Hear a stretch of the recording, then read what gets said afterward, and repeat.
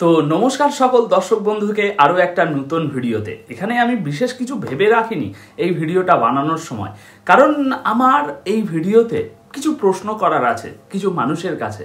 যে মানুষগুলো কিছুদিন আগে মালদ্বীপ যখন ইন্ডিয়া বয়কট করে নাচানাচি করলো, তখন যে সমস্ত বাঙালি বাংলাদেশের মানুষেরা, বাংলাদেশের বিভিন্ন মানুষ সবাই কটূক্তি করেছিল যে মালদ্বীপ ইন্ডিয়াকে হাঁটিয়ে দিয়েছে, দেখো দেখো ইন্ডিয়ার কত বদনাম হলো, ইন্ডিয়ার কি ক্ষতি করেছে, কি ইন্ডিয়ার ক্ষতি হয়ে গেল, মালদ্বীপ থেকে ইন্ডিয়া বিতাড়িত হলো, নানাবিধ কথা, নানা রকম মানে প্রশ্ন উত্তর, বিভিন্ন জিনিস সোশ্যাল মিডিয়াতে ছয়লাভ হয়ে গিয়েছিল।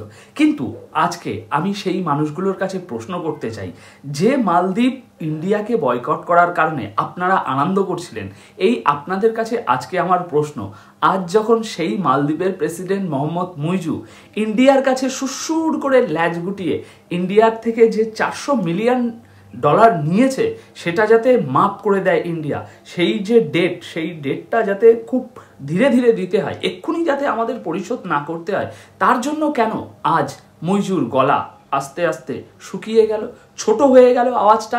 প্রথম ভোটে জেতার সময় তার যে আওয়াজ ছিল, ইন্ডিয়া হাটাও, ইন্ডিয়া বয়কট, ইন্ডিয়া কত কিছু করে রেখেছে মালদ্বীপের, সমস্ত হাটাও, সেসব জিনিস নিয়ে আমি আলোচনায় আসছি না।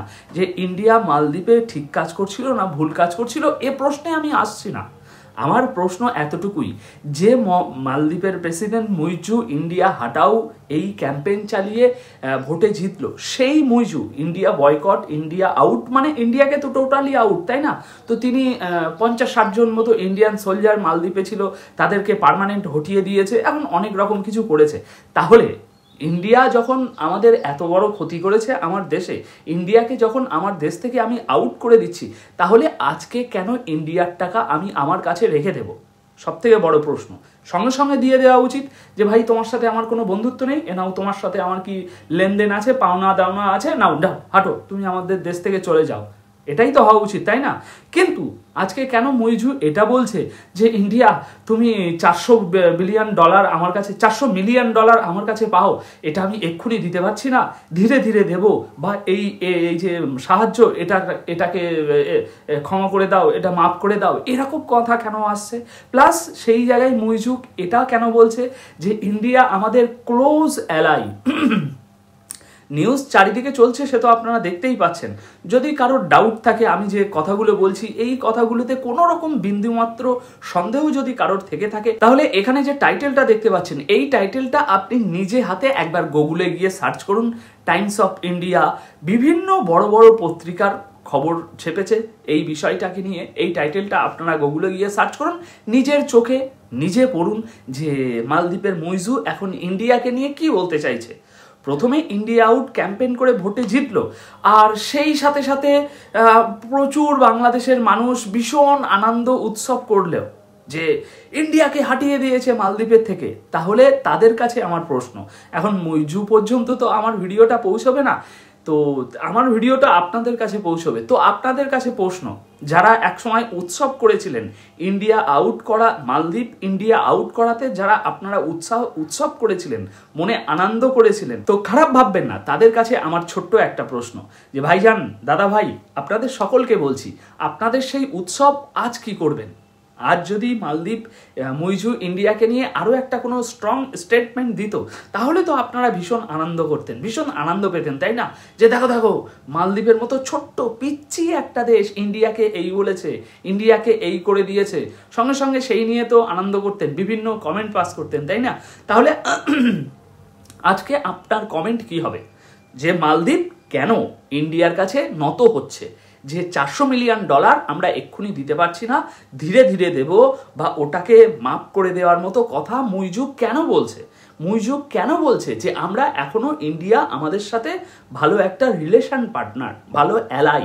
নিউজগুলো পড়ে দেখুন, যান নিউজগুলো পড়ে দেখুন, আমার কথা বিশ্বাস করতে হবে না, বড় বড় নিউজ আর্টিকেলে ছাপা হয়েছে।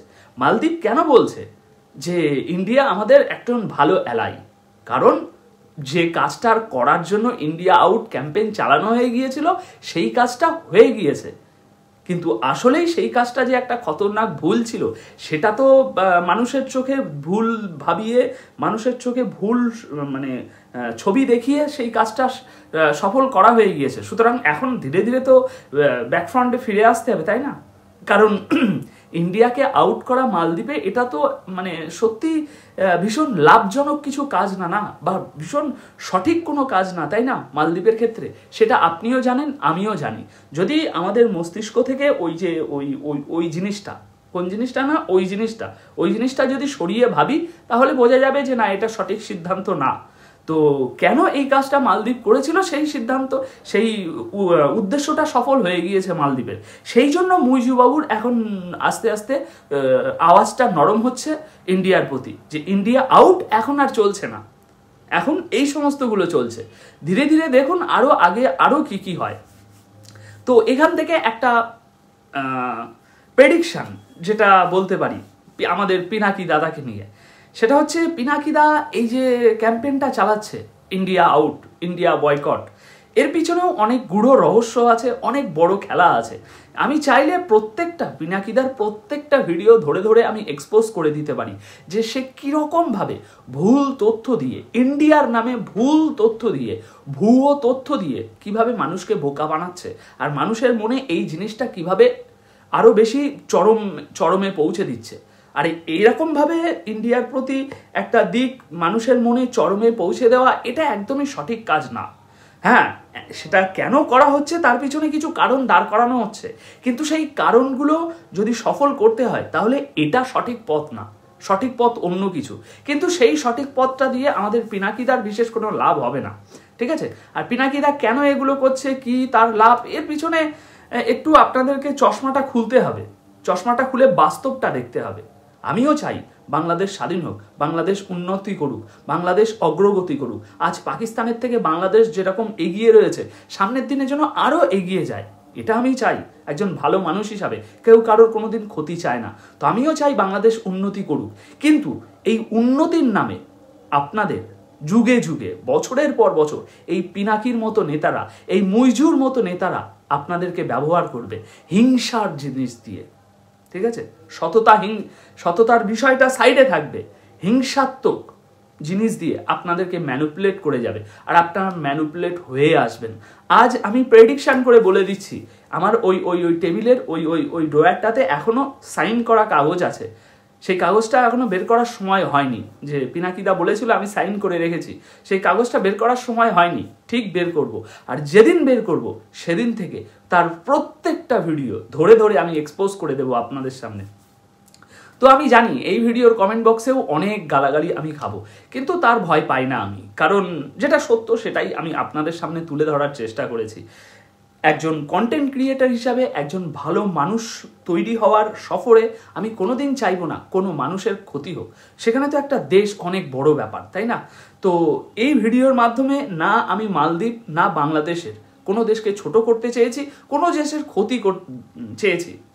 আমি শুধু এই কিছু সংখ্যক মানুষের এই যে ইন্ডিয়া আউট, ইন্ডিয়া পণ্য বয়কট, এই জিনিসটাকে জাস্টিফাই করার চেষ্টা করেছি একজন ভারতীয় হিসাবে।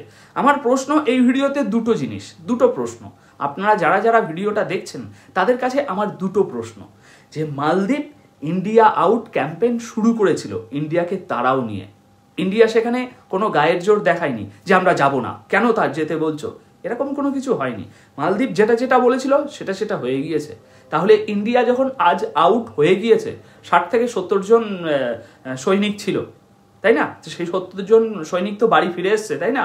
তাহলে ইন্ডিয়া আজ যে টাকাটা পায় সেটা তো তাকে দেওয়া উচিত নয়, তাই না?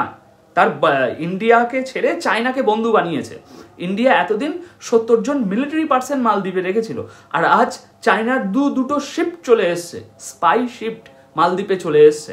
মালদ্বীপের একটা আইল্যান্ড $4 মিলিয়ন, খুব সম্ভবত $4 মিলিয়ন ইতিমধ্যে এই কিছুদিনের মধ্যে $4 মিলিয়ন দিয়ে মালদ্বীপ একটা তার আইল্যান্ড চায়নার কাছে লিসে বেচে দিয়েছে। ইন্ডিয়া তো কোনোদিন কোনো আইল্যান্ড নেয়নি মালদ্বীপের থেকে এইভাবে, তাই না? ইন্ডিয়া অনেক কিছু করেছে, কিন্তু এরকম কোনো কিছু তো করেনি। তো চায়না বড়দাকে আজকে তুমি নিয়ে এসছো ইন্ডিয়াকে হাঁটিয়ে, তাহলে চায়নার কাছ থেকে চেয়ে নেওয়া উচিত না যে এই $400 মিলিয়ন ইন্ডিয়াকে আমরা আউট করে দিয়েছি, দাদা এই $400 মিলিয়ন দাও, এই $400 মিলিয়ন আমরা ওই ওই ওই ওই ওই খারাপ ওই শয়তান ওই হিন্দু গোষ্ঠী ওই হিন্দু সমর্থক দেশটাকে দিয়ে ওকে হাঁটিয়ে দিই, দিয়ে তুমি ওয়েলকাম। কেন চায়নার কাছে $400 মিলিয়ন চেয়ে পাওয়া যাচ্ছে না? পাওয়া যাবে। 400 মিলিয়ন না, 400 বিলিয়ন দেবে চায়না, কিন্তু 400 বিলিয়ন দিয়ে পুরো দেশটাকে চায়না বানিয়ে নেবে, পুরো দেশটাকে নিজের বানিয়ে নেবে। দেখছি না আমরা, মালদ্বীপে তো আজকে হলো, শ্রীলঙ্কায় কি হয়েছিল, নেপালে কি হয়েছে, পাকিস্তানে কি হয়েছে, এরকম প্রত্যেকটা দেশকে 400 মিলিয়ন না 400 বিলিয়ন দিতে রাজি আছে চায়না। কিন্তু মালদ্বীপের সাহস হচ্ছে না যে ইন্ডিয়ার থেকে যেমন আমরা 400 মিলিয়ন নিয়েছিলাম সেরকম 400 মিলিয়ন আমরা চায়নার থেকে নিই, কারণ ইন্ডিয়া 400 মিলিয়ন যেটা দিয়েছে সেটার প্রতি একটা সফট কর্নার লাগবে, কিন্তু চায়না 400 মিলিয়ন দেওয়ার আগে 400 মিলিয়নের প্রফিট বানানোর সাইন বানিয়ে নেবে, সই সাবত করে নেবে, এটা আমি এই পয়সাটা তোমাকে দিচ্ছি, তার বিনিময়ে তুমি এটা আমাকে লিজ দিয়ে দাও এত বছরের জন্য। সেটা মালদ্বীপ খুব ভালো করে জানে, সেই জন্য দাদার কাছে 400 মিলিয়ন আর চাইছে না, আর ইন্ডিয়ার টাকা শোধ করতে পারছে না। তো আপনাদের কাছে আমার প্রশ্ন যে আজ আপনারা কি বলবেন? যেদিন আপনারা উৎসব করেছিলেন যে ইন্ডিয়া আউট করে দিয়েছে, মালদ্বীপের মতো পিচ্ছি একটা দেশ ইন্ডিয়াকে ভাগিয়ে দিয়েছে, তাড়িয়ে দিয়েছে, আমাদের পিনাকিদা কত ভিডিও বানালো তাই না, মালদ্বীপ খেদাই দিয়েছে ইন্ডিয়াকে, তা আজকে আপনারা কি বলবেন? এই $400 মিলিয়ন কে দেবে? এই প্রশ্নগুলো আপনাদের সামনে থাকলো। আমি জানি এই ভিডিওর কমেন্ট বক্সে বিভিন্ন রকম কমেন্ট আসবে, গালাগালি আমি প্রচুর খাবো, কিন্তু তাদের কাছে আমার আবারও একবার প্রশ্ন, যেটা লিখবেন সেটা ভেবে লিখুন। ইন্ডিয়া কি সত্যি এতটা খারাপ? ইন্ডিয়া কি সত্যি আশেপাশের দেশগুলোর উপরে ভীষণ প্রেশার দিচ্ছে? এই জিনিসগুলো আপনাদের কাছে প্রশ্ন থাকলো, কমেন্ট বক্সে জানিয়ে যাবেন।